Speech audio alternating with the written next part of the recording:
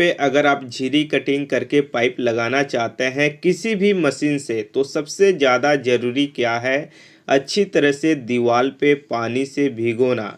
जब अच्छी तरह से पानी से भिगो देंगे तो कोई भी मशीन हम चलाएंगे, चाहे कटर हो या ग्राइंडर हो या वॉल ग्रोविंग चेसर मशीन हो, उससे हमारा धूल जो है, डस्ट है, वो नहीं ज़्यादा उड़ेगा। देखिए, अगर अच्छी तरह से आप पानी से तर कर देते हैं दीवार पे तो बिल्कुल नहीं उड़ेगा, लेकिन थोड़ा बहुत अगर अच्छी तरह से आप नहीं करते हैं, थोड़ा सा ही पानी मारते हैं, तो भी धूल की मात्रा है वो लगभग 60 से 80% कम हो जाता है। मात्र 20% रहता है। अगर अच्छी तरह से मार दें तो मान के चलिए 95% आपका बिल्कुल जो डस्ट है वो नहीं उड़ता है। तो हम आपको सबसे पहले बता देते हैं कि ज़रूरी है अच्छी तरह से पानी से दीवार को भिगोना।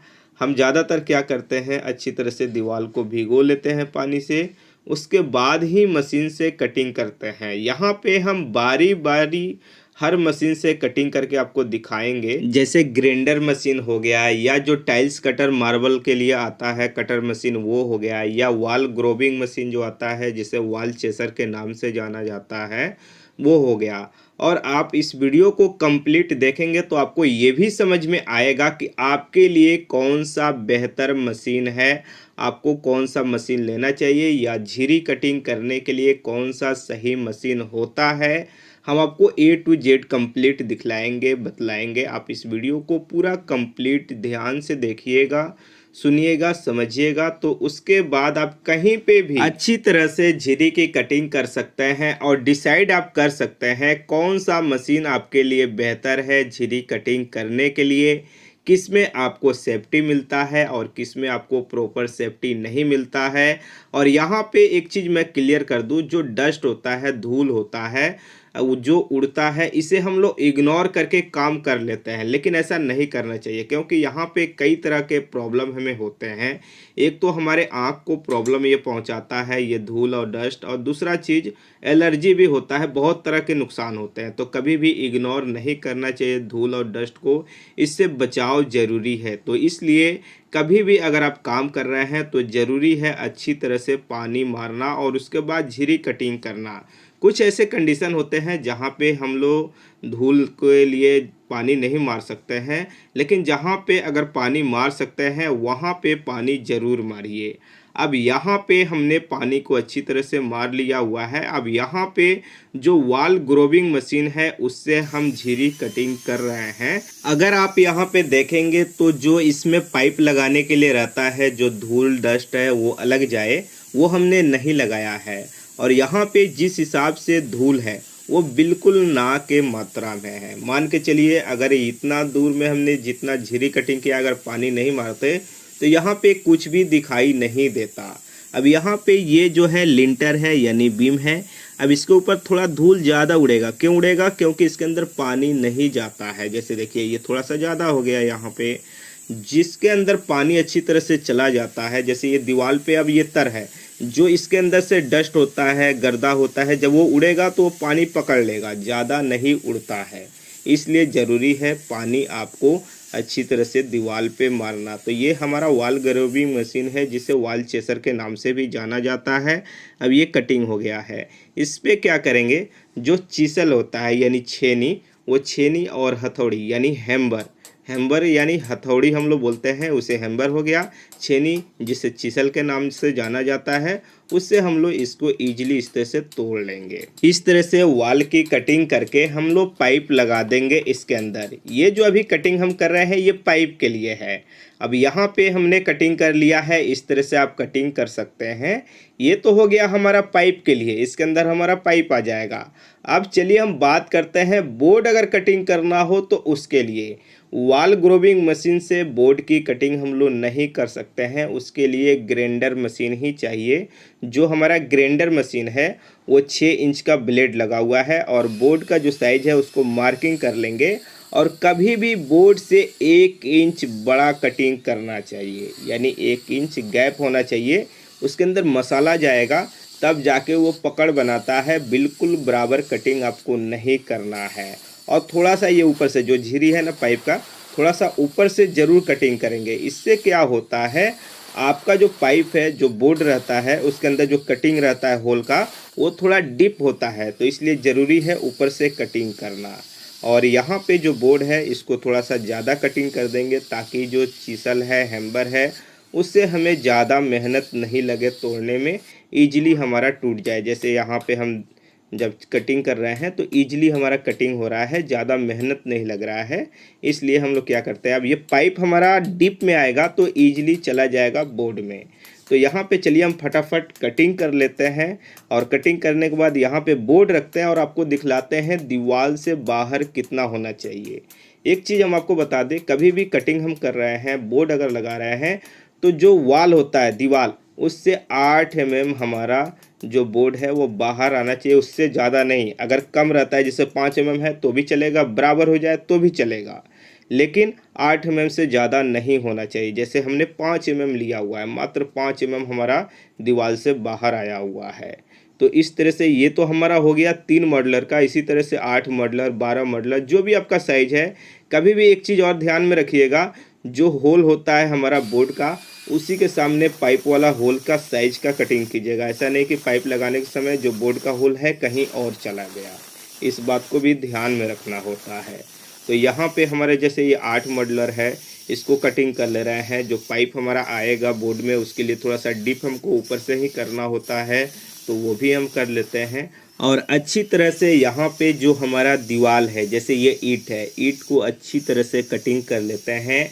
और हमेशा ध्यान रहे 1 इंच बड़ा ज़रूर कटिंग करना चाहिए। बोर्ड के हर साइड से आपको 10 mm मिनिमम गैप होना चाहिए, जिससे उसके अंदर मसाला जाएगा तो पकड़ बनाएगा, मजबूत होगा, कभी हिलेगा नहीं आपका बोर्ड। इस बात को ध्यान में रखना है और चीसल और हैम्बर से यहाँ पे तोड़ देना है, और तोड़ करके हम लोग बोर्ड लगा देंगे। और हमेशा ध्यान में रखिएगा, जो बोर्ड है हमारा वो 5 से 8 mm बाहर निकलना चाहिए, क्योंकि प्लस्तर जो रहता है वो 10 mm होता है। थ्योरी के हिसाब से बहुत सी जगह पे प्लस्तर मोटा भी होता है, लेकिन हमें 10 mm के हिसाब से रखना है, 5 mm बाहर। अब यहाँ पे एक ग्राइंडर मशीन है, उससे हम कटिंग कर रहे हैं। ग्राइंडर मशीन जो है वो हमारा 5 इंच का है। इसके अंदर ब्लेड जो है वो 5 इंच का भी लग जाता है, 6 इंच का भी लग जाता है। तो 6 इंच अगर हम लगाते हैं तो ज़्यादा डीप हो जाता है, अब 5 इंच लगाते हैं तो बेहतर होता है झिरी कटिंग करने के लिए। 6 इंच लगा करके हम लोग ज़्यादातर बोर्ड की कटिंग करते हैं, ताकि बोर्ड प्रॉपर तरह से हमारा कटिंग हो जाए। तो यहाँ पे ग्राइंडर मशीन चला रहे हैं हम, और कभी भी ग्राइंडर मशीन चला रहे हैं तो मशीन के सामने कभी भी सर या अपना शरीर नहीं रखना चाहिए, क्योंकि कभी कभी ये फंसता है और बैक मारता है, तो उस समय आपके साथ खतरा हो सकता है। इस बात को ध्यान में रखिएगा। और ये हमारा कटर मशीन है, जिससे टाइल्स और मार्बल हम लोग कटिंग करते हैं। ये काफ़ी सेफ होता है। इससे क्या है कि आप पूरी पकड़ से, यानी अपने हाथ में इसे कंट्रोल में रख सकते हैं। आपको किसी भी तरह का इससे कटिंग, मैंने कहने का मतलब झटका लग करके आपके साथ एक्सीडेंट नहीं हो सकता है, लेकिन ग्राइंडर में ऐसा हो जाता है। ये ध्यान रहे, ग्राइंडर थोड़ा रिक्सी है, लेकिन कटर रिक्सी नहीं है, ये बात हमेशा ध्यान में रखिएगा। इसलिए हम ज़्यादातर कटर से ही झिरी कटिंग करते हैं। ऐसे तो ग्रोबिंग मशीन भी है, ग्राइंडर भी है, 4 इंच का भी ग्राइंडर मशीन है, उसकी बात अलग है। लेकिन हमारे हिसाब से सबसे सेफ और सुरक्षित जो है वो आपका कटर मशीन है। इससे बस होता क्या है, कॉर्नर जो होता है ना, वो कटिंग नहीं हो पाता है, लेकिन ग्राइंडर मशीन से हमारा कॉर्नर कटिंग हो जाता है। यही दिक्कत है इसके अंदर। नहीं तो सेफ और कंट्रोल, यानी हमारे कंट्रोल में अगर कोई मशीन है तो वो कटर मशीन होता है, जिससे टाइल्स और मार्बल काटा जाता है। लेकिन जो ग्राइंडर मशीन है वो हमारे कंट्रोल में ही होता है, लेकिन वो थोड़ा रिक्स होता है, क्योंकि मशीन फंसना ही है। जैसे ये हमारा 4 इंच का ग्राइंडर है, अब ये हम चलाएंगे तो ये हमेशा ध्यान में रखेंगे, ग्राइंडर के सामने हमारा सर या शरीर नहीं पड़ना चाहिए, क्योंकि ये फंसता है और बैक मारता है। कब फंसेगा, कब बैक मारेगा, इसका कोई गारंटी नहीं है, इसलिए खतरा हो जाता है। तो इस बात को ध्यान में आपको रखना है। तो यहाँ पे हम 4 इंच की ग्राइंडर मशीन से ही कटिंग कर रहे हैं आपको दिखाने के लिए, लेकिन रियलिटी कहिए तो मैं कटर और ग्रोबिंग मशीन 2 ही मशीन को इस्तेमाल करता हूँ। ग्राइंडर मशीन बहुत सही है आपके कटिंग के लिए, यानी झिरी कटिंग के लिए। कॉर्नर वगैरह सब कटिंग हो जाता है। जैसे हम कॉर्नर कटिंग कर रहे हैं, सीलिंग से एक पाइप हमें लेकर के आना है, तो इस काम के लिए तो ये बेस्ट है, लेकिन थोड़ा रिस्क है, आपको सावधानी से चलाना होगा, इस बात को ध्यान में रखना है। ये अभी जो मशीन है हमारा, ये 4 इंच का ग्राइंडर मशीन है। और एक चीज़ हम आपको बतला दें, 4 इंच में आप किसी भी कंपनी का ले लीजिए, चाहे 600 वाट हो या 750 वाट हो या 900 वाट हो, ये ज़्यादा लोड नहीं लेता है। ये स्पेशल झिरी कटिंग करने के लिए नहीं बना है। जो गेट ग्रिल होता है उसको थोड़ा बहुत रगड़ने के लिए बना हुआ है। झिरी कटिंग में हम लोग को हार्ड होता है। तो ज़्यादातर अगर मैं कहूँ, अगर आपको पर्सनल यूज करना है और हेवी और मजबूत चाहिए, तो आप 5 इंच का ग्राइंडर मशीन लीजिए या तो कटर मशीन लीजिए हेवी वाला। मैं अभी आगे आपको वीडियो में दिखलाऊंगा, बतलाऊंगा हर मशीन को कि हमारे पास कौन सा मशीन कितना दिन चला। अब यहाँ पे जो दीवार में हम बोर्ड कटिंग करेंगे, 4 इंच से प्रॉपर तरह से हमारा कटिंग नहीं होगा, डिप नहीं होगा। तो यहाँ पे हमारा ये 12 मॉडलर है, इसको मार्किंग कर लिए। अब इससे थोड़ा सा ज़्यादा हम कटिंग करेंगे, हर साइड से आधा आधा इंच। तो यहाँ पे जो है हमारा 5 इंच का ग्राइंडर मशीन है, लेकिन इसके अंदर हम 6 इंच का ब्लेड लगाए हुए हैं और इसको कटिंग हम कर रहे हैं। और जब भी हम ग्राइंडर मशीन चलाएंगे इस तरह से, जब 6 इंच का हम यहाँ पे ब्लेड लगाए हैं, तो इसमें कवर भी नहीं लग पाएगा। इस बात को ध्यान में रखिएगा, इसीलिए हम कवर नहीं लगाए हुए हैं। तो कभी भी ये रिस्क होता है, इसलिए सावधानी ज़रूरी है। कभी भी सावधानी से ही ग्राइंडर मशीन को चलाए, ध्यान में रखते हुए। तो ये बोर्ड कटिंग के लिए तो हो गया हमारा।